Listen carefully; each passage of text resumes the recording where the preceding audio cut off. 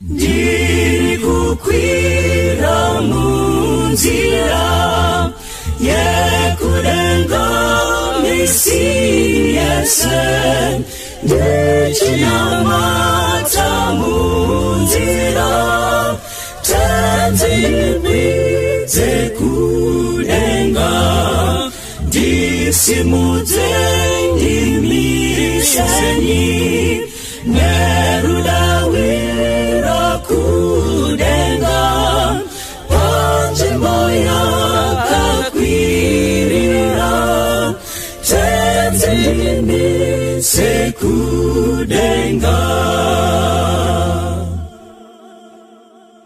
ndiri kukwira munzira yekudenga misi yese ndichinamata munzira tenzi ndikwidze kudenga ndisimudze ndimisenyi nerudawira kudenga panzvimbo yakakwirira tenzi ndimise kudenga handidi zvangu kugara apo pane kupokana asi vamwe vangagara ini ndinoda kusoro ndisimudze ndimisenyi nerudawira kudenga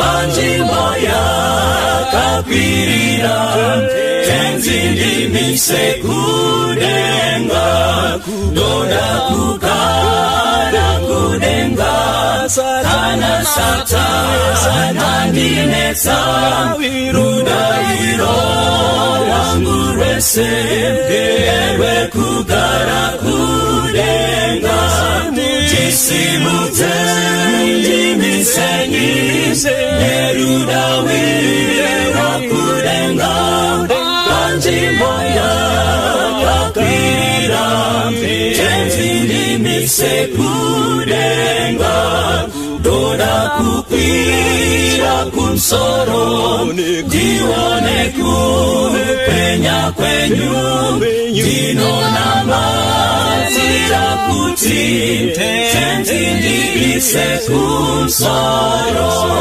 ndisimudze ndimisenyi nerudawira kudenga panzvimbo yakakwirira tenzi ndimise kudenga ndisimudze ndimisenyi nerudawira kudenga panzvimbo yakakwirira tenzi ndimise kudenga panzvimbo yakakwirira tenzi ndimise kudenga panzvimbo yakakwirira tenzi ndimise kudenga panzvimbo yakakwirira tenzi ndimise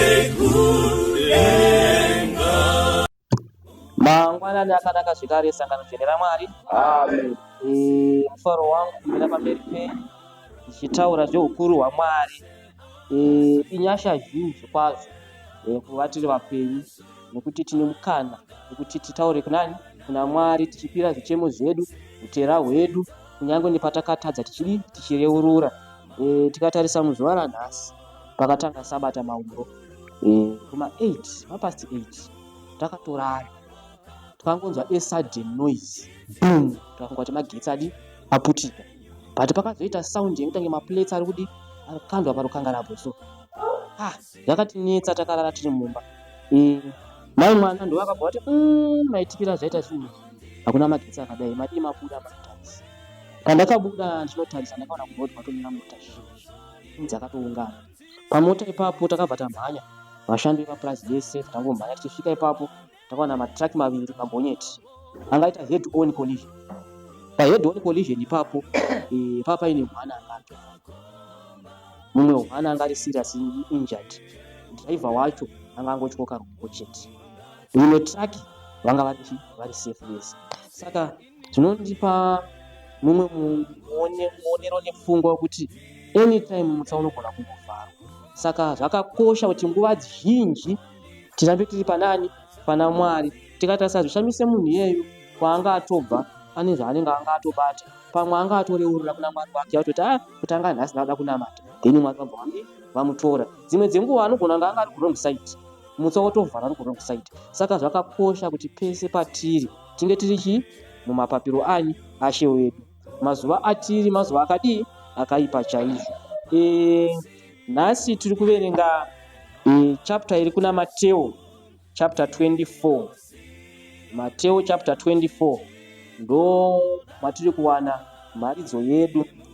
Mateo chapter 24 inozivikanwa nekutaura chiprofita chemazuva ekugumisira mumazuva ekupedzisira. So mazuva ekupedzisira ndiwo ayo mamwe chete atiri kungorarama muzuva ranhasi.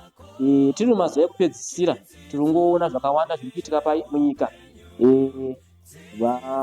Vazhinji tiri kutsvaga mari, tiri kudziwana, tiri kungonzwa news dziri kungoitika. Ukraine iri kurwisana neRussia, Israel iri kurwisanawo neIran, zvinhu zviri kungoitika. Machurches achitendererawo kuti munhurume aroore munhurume, munhukadzi aroore munhukadzi. Nyika yedu mutemo wapo wakubvumira kuti vakadzi vanoroorwa nevarume hopo, kana kuti murume 1 vakadzi hopo. Zvese izvi zvinongoreva mazuva ekupedzisira, but zvichidaro hazvifaniri kutibvisa pamberi paMwari. Ndinokumbirawo elder gonu kwenyu mutiverengero tichienda hedu mbichana kutangira pana vhesi 1 muna Matthew 24. Mateo chapter 24 verse 1 ine heading inoti Jesu unoprofita kupuswa kweJerusarema nokudzoka kwake. Pa1 yoti zvino Jesu akabuda patemberi akatoenda vadzidzi vake vakauya kwaari kuzomuratidza dzimba dzetemberi. Amen. Tikatarisa panapa handitika pane temple yanga yakavakwa zvakanaka, handiti Jesu anonzi akubuda mutemple, handitika vadzidzi vake vakauya kuzomuratidza dzimba dzetemberi. Ndakambozama kubvunza kuti alright, kana iri temple inozoita dzimwe dzimba hawo. Ndakatanga kurangarira kuti pane panotaurwa kunzi uyai nezvipo imba yaMwari, kuita kuti imba yaMwari isashayedze zvekudya. Inini mufungo wandaingofunga kuti temberi ingotokwana, zvatokwana zvakadaro, munogara vanhu, munogara pulpit, zvatokwana. But tine mamwe marooms arimo muchechi, handiti marooms wayo mamwe acho hatichamazivi because zvegumi nezvipasi kuuya. Imba yaMwari inofanira kuwana chikafu. Ndinomboisa picture mukati mepfungwa dzangu kuti mazuva aipinda Kristu kutemberi vaitakura chikafu. Chaiuya here chikafu? Ndakambozvifunga kana zvichinzi chikafu chacho chirimo, hazvisi wise here kuti chikafu chinongogadzirwa pachechi tongodya ipapo. Nekuti mukatarisa kuti muzuva ranhasi vamwe hatichadyiri muchechi nekuti tiri kuona mumwe anenge achiuya akatakura rice nebeans, mumwe akatakura rice nemachanzi, mumwe akatakura mapetisi, mumwe akatakura zvakatakura. Tave kutya kuuya kuzodyira kuimba yaMwari because of zvimwe zvinhu zvikuya nevamwe vanhu vatisingakwanisi kuafodha. It was wise. Ndakambopinda pane rimwe sangano pataitosvika tizo maiti mukauya nechikafu chenyu maigona kuchidya, maidzipera makadaro, madya chikafu chepachechi. Ini pandakabva pano rimwe day zveichechi ino ndichienda panonzi pachiya panonzi pachi pacentral handiti ndakabva kupa ndine chikafu but maisurprise nauchidya vadya pachechi ipapo. It is a good thing. Ndakazvidzidzawo pano pachechi yepano. Saka zvinhu zvakanaka, dzimba dzedu dzepachechi ngadzigare dzine chikafu. Tafunga kuita crusade, yes tinocontributa, but zvisingaori ngazvigare zviripo mumba yaMwari. Tikafunga kuti tinoita musangano pachechi, tinoita top up zviripo mumba yaMwari. Tinoda kuita chidyo zviripo zviri ready, zvodangobhekwa mimba yaMwari. Vadzidzi vakaratidza Jesu dzimba dzetemberi. Saka temberi inofanira kunge ine mamwe marooms ane zvimwe zvinhu, angave mabooks. Pachechi panofanira kunge pane mabhuku. Chechi inofanira kuti vaenzi vakasvika anofunwa hymn nebhaibheri rake, muenzi asvike kana angouyawo handitika haasi wekuno aitofunga tichadzokera before the sabbath ikakwana ari kuno, handiti kana kuti akatouyawo achipfuura mota yake ikafira parodha, chechi iri padhuze ndeiki ye7th day padzilasilence apinda muno anofanira kupiwawo hymnbook nebhaibheri zvaanoshandisa ari pani muimba yaMwari mumarooms mamwe chetewo yakaratidzwa Kristu. Saka we should copy that. Patemberi yedu panofanira kunge paine marooms anogara zvimwe zvinhu zvatoshandisa pai muimba yaMwari. Verse 2 yoti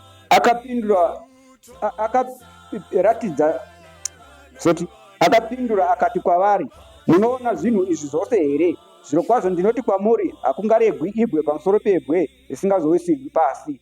3 right.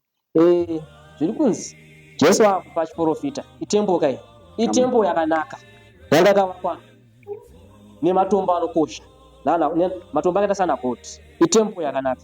But Jesu achitaura achitarisa tembo iyi vaitoona ari mavhu nemarara, maroma apinda.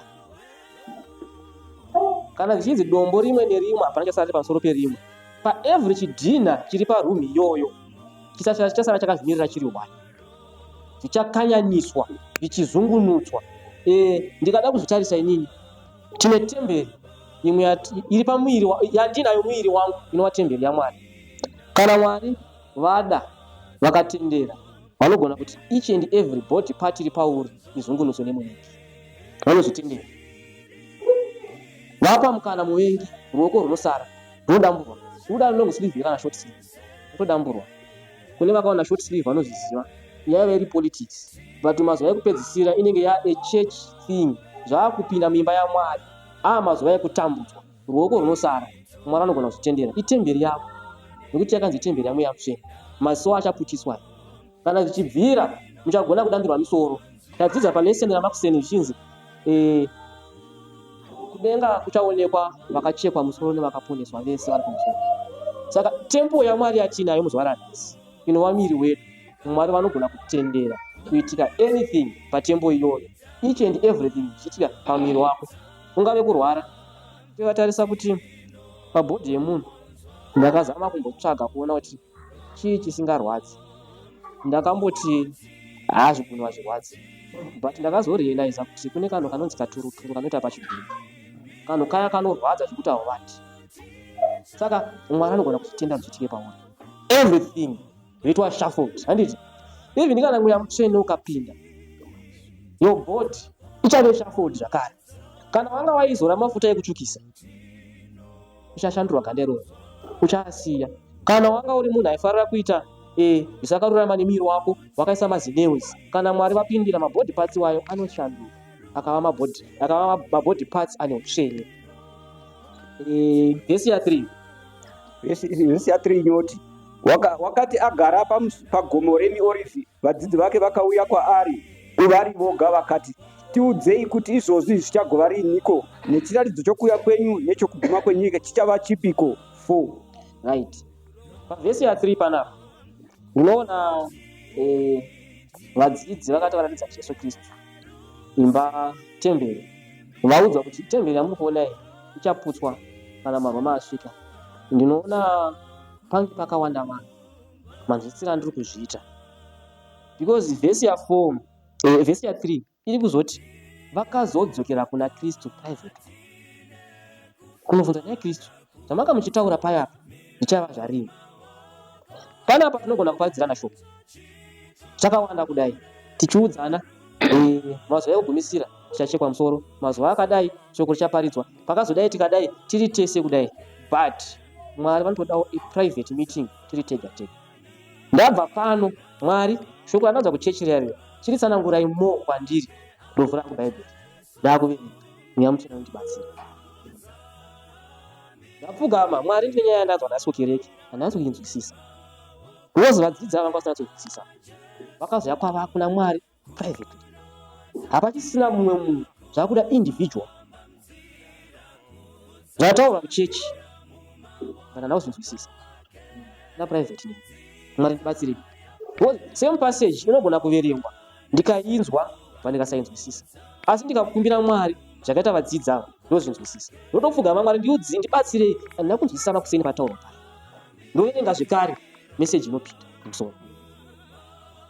Saka hazviperere pakuti ndaya kuSabbath nhasi ndaswera kuchechi. During the week have a private meeting naMwari wako. Makambozviona here kuno vanoenda kumabasa, unogona kuparamura kubasa wauraya imotikari wadhindisa motikari basa pamuti then bosi obva kuti ndira kuona in private. Makamboona kuti zviri easy here kutaura nabosi in private than pavanhu. Vanokameka kunzwisisa kavanoita so because vanenge hapana anenge achivapuchidzira kuita hasha. Munenge muri 2 point yawataura vanenge vakateerera iwe uri 1 munonzwanana zviri nani. Saka kazhinji tinogona kutaura nyaya tiri panapa tigoita lesson tigokurukura but mukati medu tinogona kunge tine vamwe vanenge vachiinfluensa kuti tibate wrong information. Handitika zvakuda kuti panguva yandichawana ini ndega ndiite private meeting naMwari wangu. Mwari anokubatsira ende Mwari havakusiyi wakadaro kuti Mwari anotaura kuti nini ukandikumbira chingwa handingakupi matombo. Saka zvakanaka kuva neprivate meeting naMwari. Hande vesi ya 4. Jesu akapindura akati kwavari, chenjerai kuti murege kutsauswa nomunhu. 5. Right.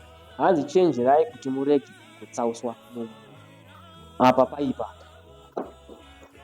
Nekuti madhimoni rikauya rikamira pamberi panapa rikataura mese munongoti hata kuenda kumba pamberi pakamira ti. Asi madhimoni achashandisa vanhu kutsausa vanhu. Saka kana zichinzi ngwarirai pakuda a 60th sense inova Mwari anova mweya mutsvene. Ndichitaura ndiri pano you have to discern. Ataura ndiani? Zvimwe ndichataura uri mweya mutsvene. Saka you should discern. Yedzai mweya wese wataura. Handiti?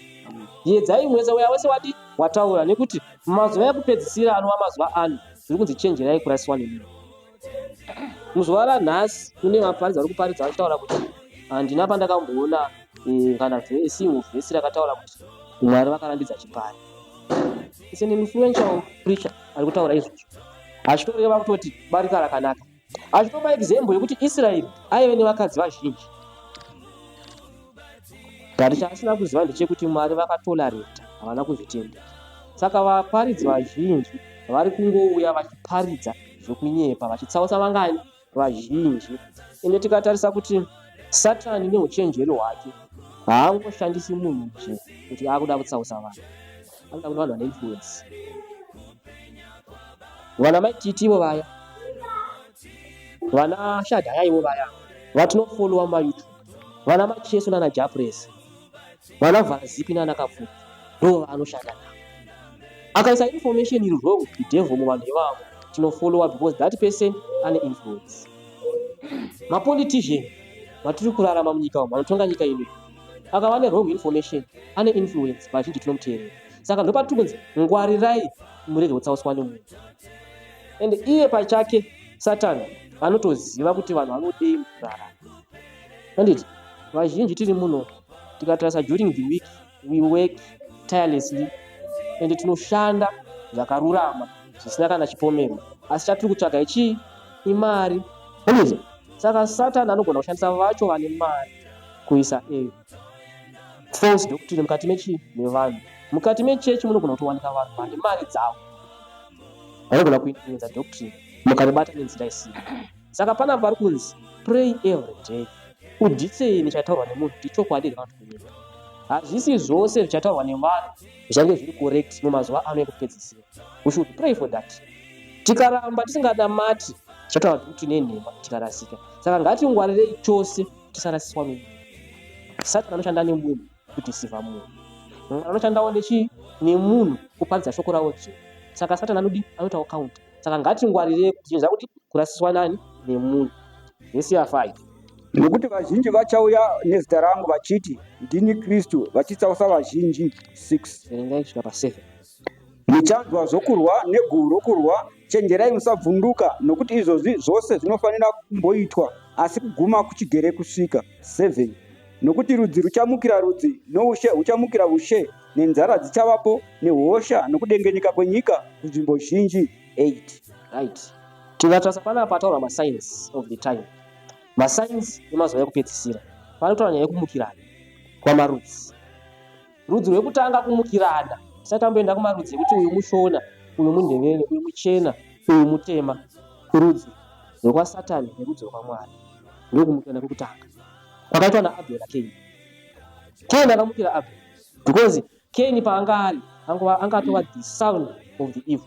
akafunga kuuraya mumwe wake, ende zvaanganzi naMwari vaite pakupira chipiriso vakaita the opposite, akatadza kufolowa mwana waMwari, akatadza kufolowa Mwari, zvichireva izvo kuti kumukirana uku kuchave pachitendero pekutanga. Tikatarisa muzuva ranhasi, vazhinji vedu tiri maplatforms esocial media, tiripo paWhatsApp, tiripo paYouTube, tiripo pachii nepachii, varipo mapreachers vatoripo muzuva ranhasi vanorwisana everyday, vandoudzana kuti uya haasi wekwaMwari, uya anoita zvakati, vanoita zvekutotukana. Saka ipapo we should know kuti kumukirana ikoko kwakaprofita mani mubhaibheri. Mukati meimba yaMwari tiri kuzviona mazuva anhasi, unonzwa kuti pastor vakazopoizenwa kuchikoro kwavanga vari kana kumeeting kwavanga vari, kuti pastor vapoizenwa nomwe pastor. Kumukirana hakuna kumutanda kunopfuura ikoko muimba yaMwari zvipitika. Chenjerai kudii? Zvichimbokonzerwa nei kumukirana? 1 ipride negreediness. Ndakamboshandira munzvimbo yeshapa, vakambona zvoita maporopoza. Those guys they work very hard because it's not easy kuti muripo 7 munochera gomba rakakura 1 meter handiti munodzika 15 meters in 5 days muchichera kuenda down. Varume vanoshanda masvika pasi panera vanoti belt rinowanika bhodhi racho mazoribata handiti ndinenge chibudisa tumari tushoma muchidaro kusvika belt renyora kubudisa mari kwayo yekuti per day mukasuka matombo yenyu hamushayi 3-4,000 handiti mari yakubuda. Just imagine mashanda matweni mwedzi muchishanda gomba rapasi, rimwe day machera matombo yenyu hamuna kurara usiku semuchichera kusvika kuti mabhuru mutokomana matombo aya ndeedu asisiri makabata madera.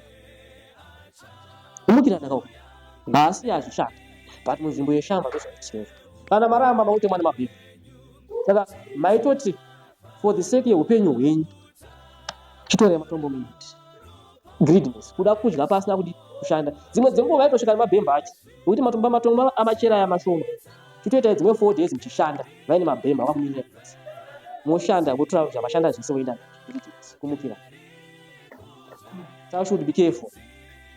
Zvandiri kuita handisi kumukira mumwe wangu izvi nemukurarama, because tikatarisa kuti tinogona kunge tichishandidzana tiri mumba mamai nababa handiti mai vane zvavo zvavafungawo kuti baba ndafunga kuti tidai.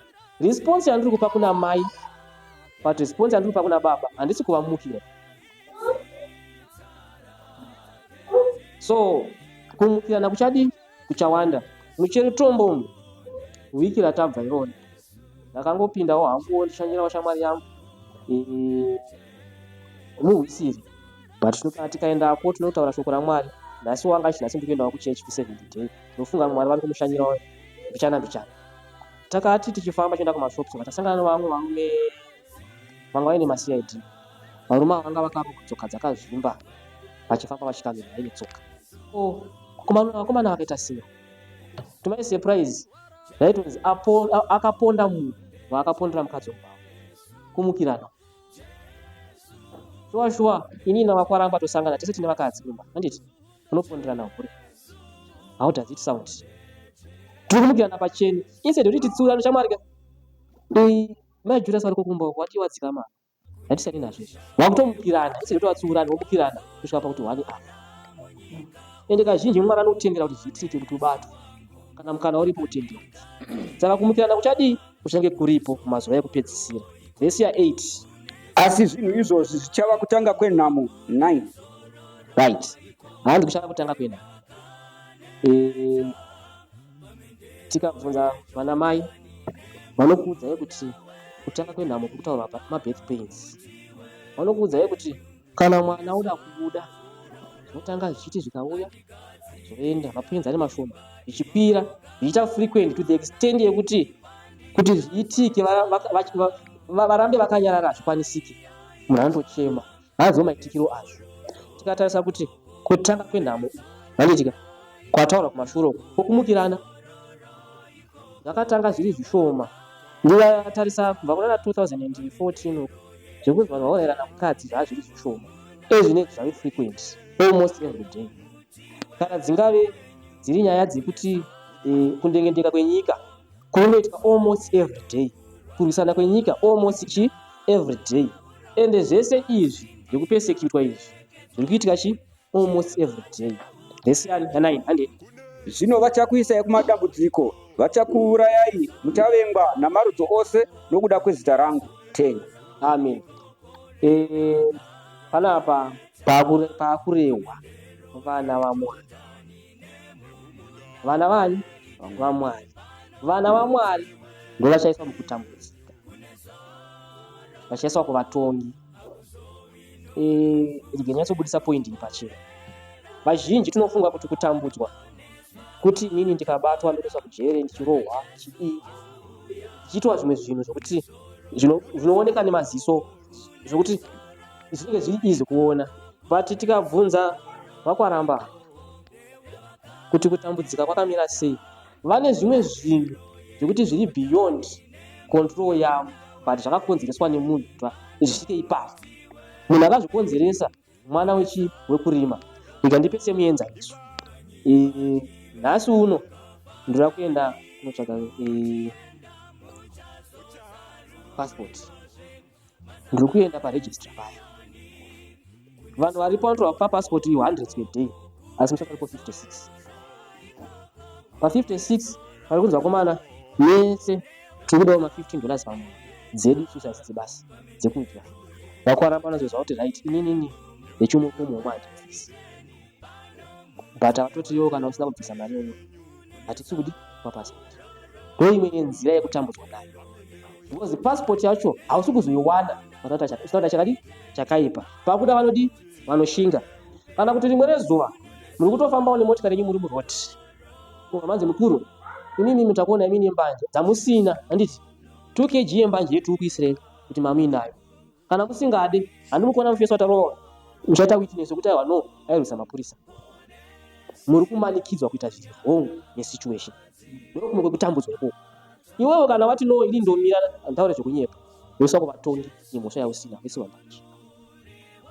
Saka zvisi nyore, zvakuda mweya wani waMwari. But panapa shoko raMwari rinobva ratudza kuti isusu ngatisavaine kutya. Tariro tinayo, kana vakatiitira zvavatiitira, tariro tinayo.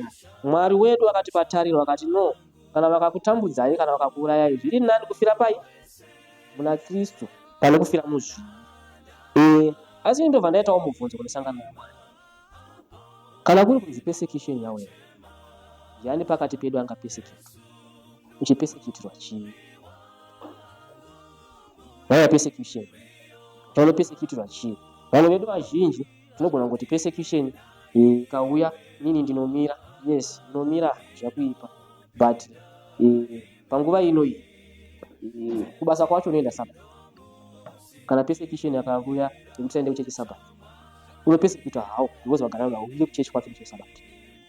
Vamwe venyu ukatonhora chako kuti kwatonhora hakuna kurambidza, kwangotonhora basi, hautoyi kuchechi. Saka persecution inouya pano vanhu vakadaro. Kana uchitombotya weather isingaurayi, kana vakomana vachipatrola vakapfeka zvibheki vaine zvingongongo zvavo zviya nemabhatoni stiki nembo vachitenderera pabhiza paMwari kokoko vari kuuya, unokuendera kuchechi kwacho wambovhunduka makore, uchipesekitirwa chii? Pavhesi namba 10 ine zvakawanda zvinotaura, inoti kudii? Vazhinji vachagumburwa, vachaisana kuvatongi nokuvengana. 11. Vaprofita vazhinji venhema vachamuka vachitsausa vazhinji. 12. Zvinonzi izvo pavhesi 10 nechirungu kutaura kuti no, hapachange pachisina rudo pakati pevanhu, ende lawlessness ichawanda. Ndakambonyatsofunga ndikati rudo rwaMwari chaizvo chaizvo, runonzi rudo rwaMwari rwakamira sei? Mune mumwe muparidzi akambondiparidzira akati chinonzi rudo is a decision. Kudecide kuti ndakuda vakwaramba, it's a decision, haisi emotion, hanzi it's a decision. But ndakazodzikadzika ndakati ingava a decision how ndadecide kuda munhu, ndakanatsoona kuti right saMwari chaivo chaivo handiti vanonzi vakatida zvokudaro kusvika pakuti pamwanakomana wavo tainge tavaitirei kuti vazotida kusvika paextend hiyo. Was it emotional or was it a decision? All right, muzuva ranhasi ndinouraya, ndinopomba, ndinoba, ndinoita zvese, but still mwana kundida. Is it a feeling or a decision? Kana paya papa tinonzi varume idai madzimai. Sometimes nekunetsana kwatinomboita nekunetsa kunoita madzimai kuya inenge ichiri emotion here kana tinenge iri decision ndo wandakada. Alright, nhasi uno anditadzira but mangwana panosvika anything I should defend you. It's a decision. Ndasarudza kuda Mwari. It's a decision. Saka panonzi paya apa rudo rwazhinji ruchatonga. Vachangodecide kuti handinei nemunhu. Hachisina basa nani nemunhu. Ende panonzi hapana rudo, panonzi hapana mutemo. Lawlessness. Tikatarisa muzuva ranhasi, vana baba, vana mai nevana, they are now respecting much mutemo yenyika than mutemo waMwari. Vana baba chaivo kuti mwana wake adiscipline nevamwe baba kana kuchikoro, anotaura kuti mwana wangu ndodisciplina ndege. Havachisina basa nekuti shambo shande paMwari. They only believe kuti mwana wangu ane magetsi, mwana wangu akarohwa ndoenda kupolisi. Ivo vana baba vacho vakaonawo mwana arikutadza havachisina basa naye, havatsiuri. Lawlessness. Hamunokuzviona. So zvinonzi izvo mazuva ano ekupedzisira vachange zviripo, vanhu vachange vari lawless ende vachange vasina rudo pakati pavo. But ndo paya panonzi ndipo pane kutsungirira kwani kwavatsvene vanochengeta murayiro waKristu, murayiro waMwari nekutenda kwani kwaKristu. Ndinoti naye wanyu Mwari vakomborere kuverenga kweshoko ravo. Amen. Dirikufungane kunaka kwenyika iyo ndichasvika pawira netsitsi ndichamira namuponesi ndichawa nenyeredzi here ndichawa nenyeredzi here chiremba mumanheru zuva rawira ndomuka ndaponeswa towe kumusha ndichawa nenyeredzi here musimba ndatenzi ndoda kunamata ndiwe semuwani wemweya nyeredzi yekupenya ingawe yangu pamusi unotyisa kwazvo ndichawa nenyeredzi here chiremba mumanheru zuva rawira ndomuka ndaponeswa towe kumusha ndichawa nenyeredzi here ndichafara kuona ususu wa Jesu ndomupa rukudzo narini zvichandifadza mumusha wendarama kuti ndikawana nyeredzi chiremba ndichawa nenyeredzi here chiremba mumanheru zuva rawira ndomuka ndaponeswa towe kumusha ndichawa nenyeredzi here ndichafara kuona usu wa Jesu ndomupa rukudzo narini zvichandifadza mumusha wendarama kuti ndikawana nyeredzi chiremba ndichawa nenyeredzi here chiremba mumanheru zuva rawira ndomuka ndaponeswa towe kumusha ndichawa nenyeredzi here ndichawa